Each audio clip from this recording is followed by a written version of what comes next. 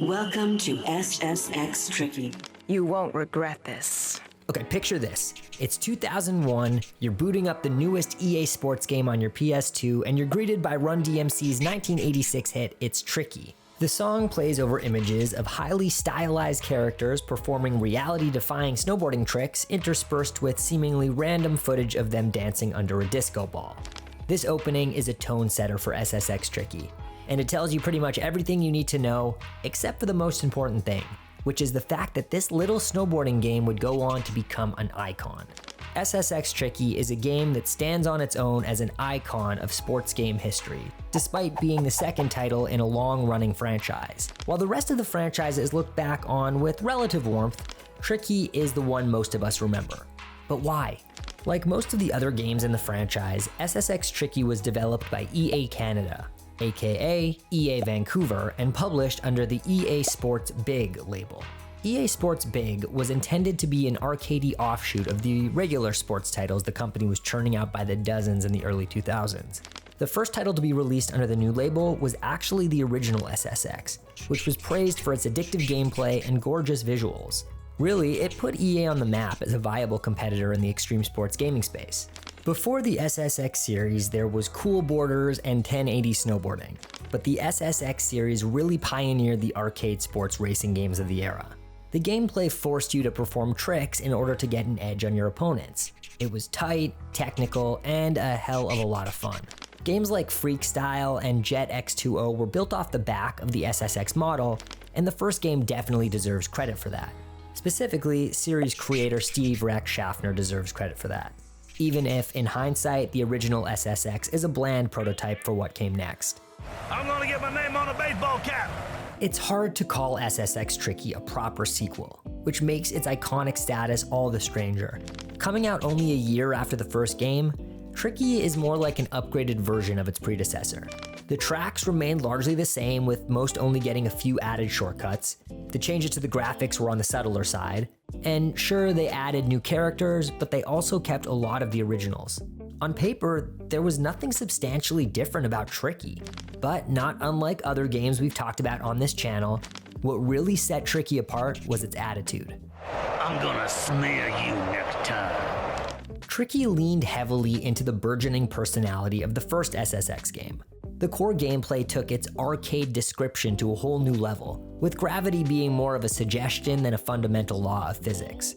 The small changes they made to the tracks facilitated some absolutely impossible uber tricks, and watching your score go up had never felt more satisfying. But the race mechanics were only the beginning. While the characters in the first SSX game were certainly distinct, they were also pretty unmemorable. Tricky didn't have that problem. With a cast of characters largely made up of cultural stereotypes, things could get very ugly very fast. But for 2001 standards, Tricky actually did a pretty good job at giving players a fun and diverse group of people to play as. Due to the financial success of the first game, EA Canada was able to bring in some sought-after talent to voice the new additions. Lucy Liu, David Arquette, and Billy Zane all lent their voices to SSX Tricky characters.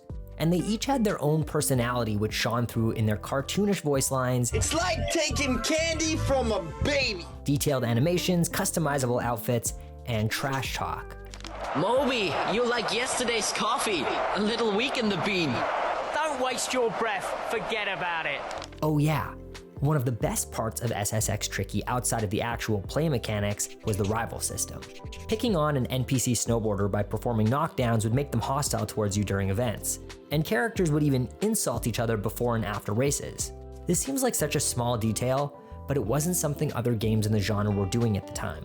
It wasn't even something the previous SSX did. These cutscenes really gave the world and characters more color. It also made for an interesting dynamic where you really did want to win, if only to shove it in Luther's stupid face. Now, the gloves are off, chump. Whatever, eat my snowboard. Of course, there was also the game's soundtrack.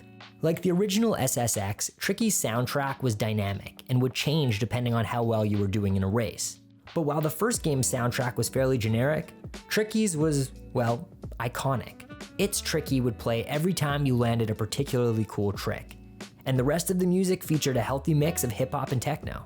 It helped to separate the soundtrack from the punk and rock that saturated the sports game genre at the time. Essentially, everything SSX did, Tricky did better. With the confidence of a good game under their belt, EA Canada took a solid concept and improved on it. Not through major mechanical innovation, but through stylistic choices that made for a much more memorable experience.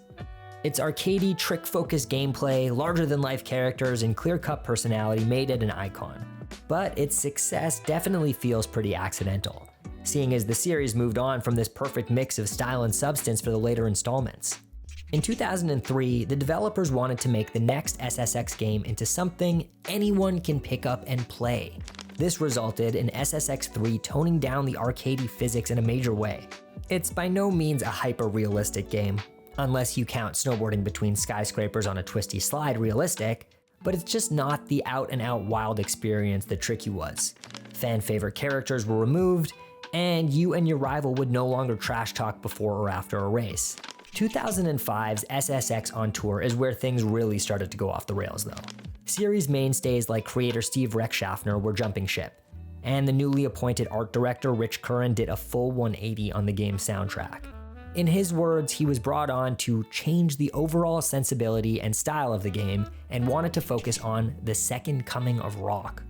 2007's SSX Blur, the only game not developed by EA Canada, abandoned the classic arcade gameplay in favor of using Wii motion controls. The Dragonfly? I feel better knowing you'll be cheering me on the whole way down. Oh, I'll cheer you on, but I'm not digging you out. And the 2012 reboot tried to return to the comedic fun of Tricky, but they rooted themselves in real-life locations instead of the arcade-style tracks fans had fallen in love with. At every turn, the SSX developers seemed to make decisions specifically to dilute the personality Tricky had worked so hard to build up. Maybe these changes can be blamed on the loss of Steve Reckschaffner and other early devs. Maybe as the games grew in popularity, EA Canada had to deal with a lot more direct oversight from Electronic Arts. Or maybe they just didn't understand what made the thing they created so beloved. More likely, it's a combination of all of this and more. Whatever the reason, it doesn't make any of Tricky's successors bad games. It just makes them feel a lot more corporate. For the most part, it all worked out for SSX. The lowest Metacritic score in the whole series is a 74, and you can kind of chalk that up to the motion controls. The SSX series is good. The games are good, but a good game is not the same as an iconic one. Only one SSX game holds that honored title, and that's the personality-driven, chaotic, arcadey gem that is Tricky. Today, snowboarding games are a pretty dead subgenre. The most recent high-profile release was probably Ubisoft's Steep all the way back in 2016. And while that game is beautiful, it's not Tricky.